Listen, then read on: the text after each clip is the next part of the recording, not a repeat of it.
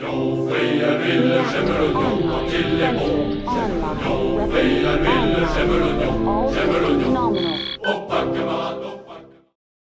and welcome to today's Battle Mech review. Today we're going to be looking at the Firefly, which is a bit of an odd one because it's not one that people have been clamoring to know more about, I would say. It's an okay mech. It's been around for, well, quite some time, even though it was extinct during most of the Succession War. It really came back with the Wolf Dragoons when they showed up, thinking that this would be a simple mech that people wouldn't raise an eyebrow at. I've never had really good experiences with the Firefly personally. Most of the time they're brought into the shop in pieces, and I have to patch them back together. Usually, you get 4 of them in pieces, and you manage to make 2 out of the spares. And it's just never scored very good in the Flanagan's units either. But I understand some people liking it, and I understand its place in history. So let's get into it. When the clans really decided to send Jaime Wolf and the Wolf Dragoon in the Inner Sphere for a scouting mission, they planned on giving him a whole bunch of basic equipment that would not make people too suspicious. Sadly for them, a lot of those basic machines were not things that had been seen since the First Succession War. You had things like the Uplight, which was very common during the days of the Star League, but had been completely disappeared, even though it probably could have been rebuilt to Inner Sphere standard at the time. And you had other things like the Shogun, which were still very rare even in the SLDF, but, they were not meant to be very advanced, so they were going to be sent forward. People got very, very confused that a bunch of mercenaries showed up with that many mechs, that many spaceships, and especially a bunch of units that had not been seen for close to 300 years. So, this did not turn out as it should have been, or maybe it turned out exactly like the Dragoons would have wanted it to happen, because it allowed them to basically work for whoever they wanted, asking for whatever price they really wanted, and people were happy to see those brand new mechs show up to maybe replenish their own inventories by capturing them. One of these machines was also the Firefly, which is a light striker mech that bucks a whole lot of different trends. It's not super fast, but the Fireflies were heavily armed for light mechs, and they could chew up larger machines fairly quickly during the Third and Fourth Succession War. Really, there was a small number of them that were to modern SLDF standard, but most of them got downgraded or progressively downgraded to the standard of the era, so that the Dragoons could use locally sourced spare parts and not look too weird doing so. The original role of the Firefly was really to be a command mech for groups of other bug mechs, your things as your Stingers, your Wasps, and your Locusts. Unfortunately, this Firefly is slower than all of those, but that means that it can stay behind and command what needs to be commanded. During that late Succession War era, the only people really building the Firefly was Tronimech Team Mechworks deep in clan space, so getting full spare parts and all the good things was pretty hard for the Dragoons. The Dragoons actually completely disconnected from the clans in order to properly protect the Inner Sphere, so they were completely cut off from replacement machines. Upgrade kits and spare parts started being manufactured on Outreach once that planet was given to the Dragoons. And, no new machines were being delivered, so the ones that they had, the supply started to dwindle because everybody was stealing them and using them for their own, or they were getting completely destroyed. Building them through spare parts and upgrade kits, it works, but it takes a whole lot longer. Usually, you're not going to be able to replace the attrition you get by doing new builds from spare parts. Later on, Outreach was the primary target of the Word of Blake during the early Jihad, rendering the entire world lifeless, so the Firefly could very well have gone extinct at that point. There was a good number of them floating around in the various inventories of the Great Houses, in the Dragoons forces, in Comguard, and even in the Word of Blake, so even with limited spares, they were relegated to things like training support roles, just so you wouldn't lose them completely. It wasn't until 3144 that the Dragoons sold the plans to the design to the people at Ceres Metals Industries, and the Kaplan Confederation started building new units for the Dragoons and for their own use. While this is not the original, the FFL-4A is the original model that the Wolf Dragoon were using during their return to the Inner Sphere.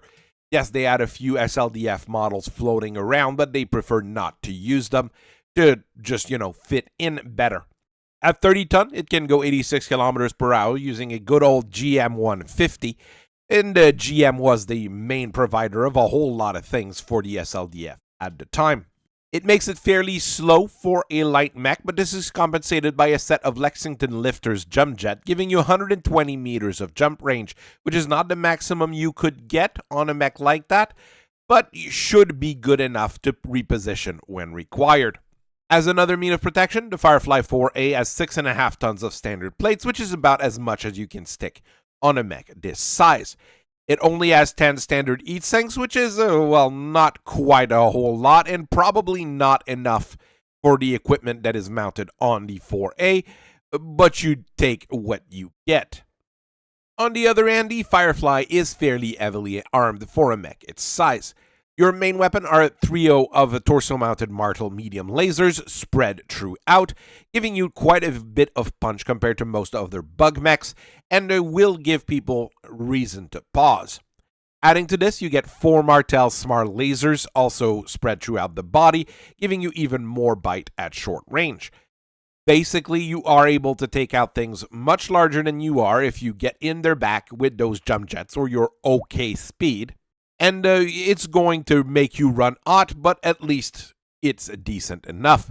The fact that it's spread throughout the body as well means that if you lose a side or something like that, you usually will be able to stay in the fight with little to no loss. At longer range, you do have a 5-rack of LRM, which is oftentimes loaded with smoke rounds. I've seen a few where this is replaced with a regular SRM-4, giving you even more short-range punch. This is a field refit. It's not an official replacement, but I think it does make it a little bit more aggressive.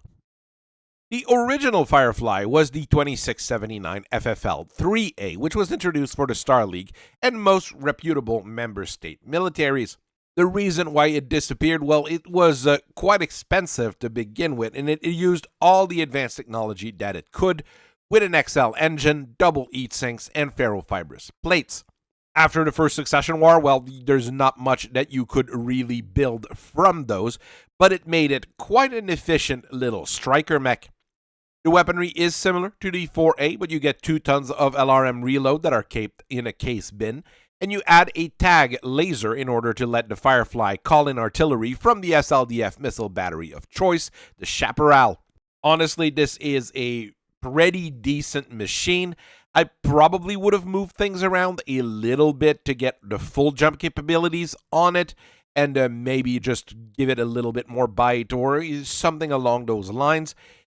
2 tons of LRM-5 reload is way too much on most machines.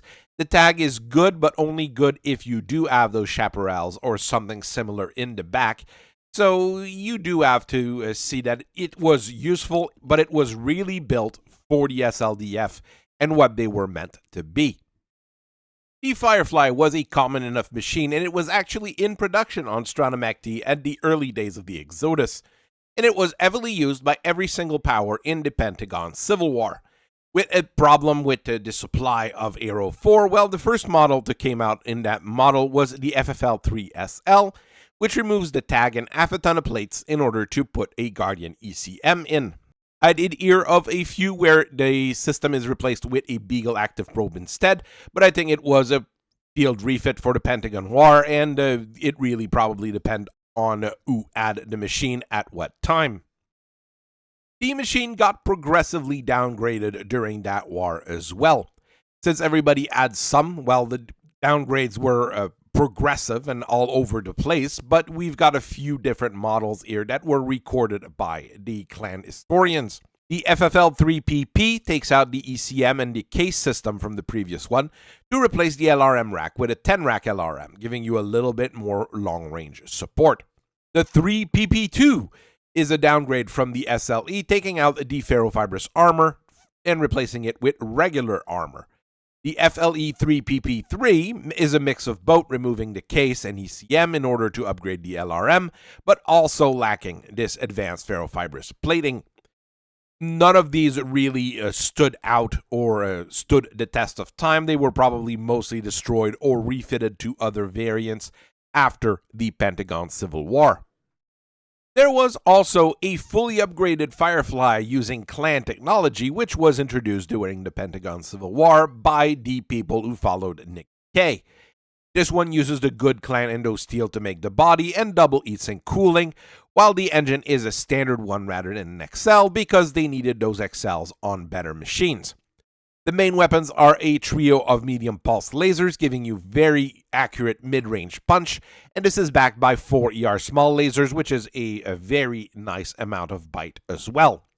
Where things are a little bit downgraded is the missile launcher, which is replaced by a 2-tube SRM, which is very good to fight against tanks, or to use infernos in some situation, taking out infantry as well. Honestly, this is probably the best Firefly you can buy or find. There might be some little modifications you could do to it in order to improve it, but I mean, the clans had no reason to really improve on that design because they got better mechs later on. Once the technology became available in the Inner Sphere with the recovery of the Elm's memory core, the Wolf Dragoon managed to get an upgrade kit for their own Firefly and started building them at their facilities on Outreach to get a little supply of them. The FFL-4B strips out the 4 small lasers from the 4A and replaces them with an arm-mounted anti-missile system with a ton of case-protected ammo. Whoever did this probably should have stuck all the ammos on the same side because the LRM ammo is still fully exposed. ComStar does believe that there's an optional kit with 2 AMS and no case because of how the machine is actually built, and now a lot of them have a fake AMS on one side, but I don't think I've ever seen one, and I've never heard of one either. Honestly, I think it would have been a better thing to just stick all the ammo on one side. 2 AMS on a machine this size probably would have been a little bit of overkill. The ComGuard also had a suspicious amount of Fireflies. I would assume that they had a bunch that they kept from the old SLDF days, and it led them to the creation of the FFL-4C, which is another standard for the same kind of time. This one does use the fancy endo steel, XL engine, and double heatsink, so it's closer to your original one, and it is quite efficient in terms of a combat machine. You add an Artemis 4 guidance to the 5-rack of LRM, which is really a waste in my opinion, while all medium lasers are upgraded to medium pulse lasers, which is also a bit of a shame. I'm not a huge fan of Inner Sphere medium pulse lasers, as you know. The small lasers are dropped entirely and they are replaced with the anti-missile system, but this time the case protects both sets of ammo, which is a little bit more useful, but since you have an XL engine, if the ammo goes, the mech is still destroyed. It'll be easier to repair, however, so there's still advantages to it. There was a scheduled FFL-4D, which was supposed to come out starting 3067, but really the problem was Outreach decided to spontaneously combust due to nuclear warheads, so you only have very few of those floating around. Once again, it uses very advanced technology in order to build it. So you have got an endo-steel chassis, ferrofibrous plate, and a light engine is used instead of an XL in order to increase survivability by a small bit. Your main weapon are a trio of ER medium lasers, which are not kept cool by the 12 standard heatsinks in the machine. You still have that Artemis-guided 5-rack of LRM and the defensive anti-missile system. And you add another scheduled upgrade, the 4DA, which replaced the AMS and its ammo with a Guardian ECM, which probably would have been more useful during the Jihad era. What I really don't like is, well, you do try to do a whole lot of things with that one, but since it has standard heatsinks, it's not going to be able to shoot all of its weapons effectively, basically. I'm not a massive fan of that one, but it doesn't really matter because there was probably like 3 built in the entire Inner Sphere, so all in all, it doesn't really matter. Ceres Metal Industries got the license to build the Firefly from the Dragoons in the 3040s, and they started building their brand new model, the FFL-5A, around the end of the decade. This one is getting to be a little bit more popular, and it is heavily modified compared to a standard Firefly. This one uses a larger Ceres 180 XL engine with a full set of jump jets and a fully functional partial wing, giving you a jump range of 240 meters and increased heat management capacity. This makes it a very mobile machine, which allows it to really command that squad of bug mechs.